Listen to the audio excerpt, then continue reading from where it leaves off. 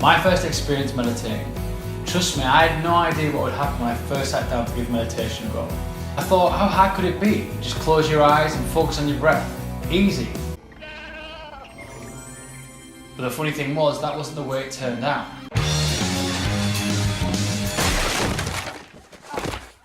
I had all the usual concerns. This is weird, what if someone walks in? Why am I sitting around, my eyes closed? This is a waste of time, I've got stuff to do, yada yada yada. I thought I could willfully just push my thoughts to the side, fly through the process with a load of willpower, and you know, it'll be fine. You can beat this, it's all a matter of willpower.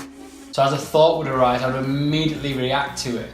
And it felt exhausting. I thought, I'm going to beat my mind here. I'm going to stop thoughts by just willfully stopping them. And at times life can feel like that, like you're just literally running around chasing your own tail or trying to balance a lot of situations. And you're just reacting to each bit. So the strong intention was there, but I would strive so hard I didn't feel like I'd achieved the goal of de-stressing. In some ways, I felt more agitated. It became clear to me I was trying too hard.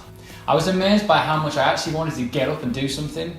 That mentally freaked me out. Wow, I can't even sit still for 3 minutes. Now immediately I thought I'd failed, but in reality it was a step forward, and slowly but surely I began to see what was needed to meditate a little bit more effectively. Yeah, baby! So here's 3 tips that might help you get started when you first start to meditate.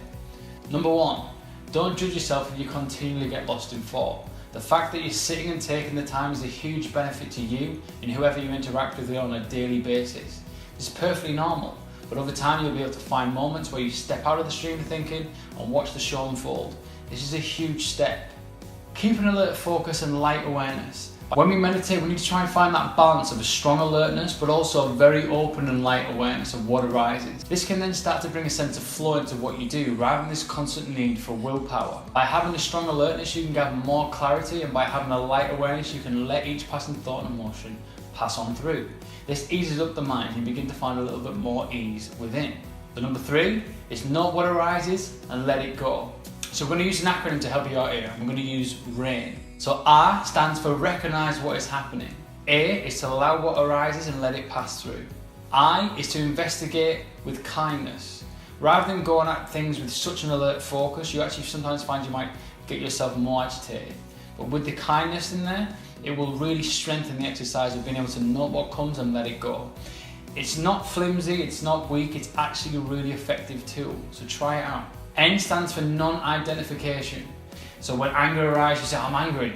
Or when stress arises, you say, I'm stressed. But imagine being able to see something arise, note it, let it go, without holding on to it.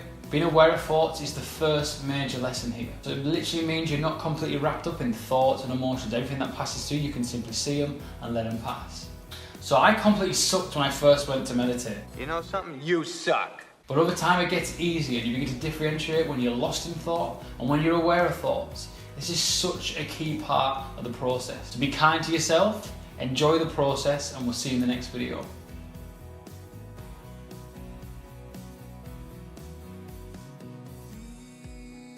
Thank you guys for checking out this video. If you liked it, please leave a comment below and click the subscribe button and join us in this no-nonsense guide to meditation.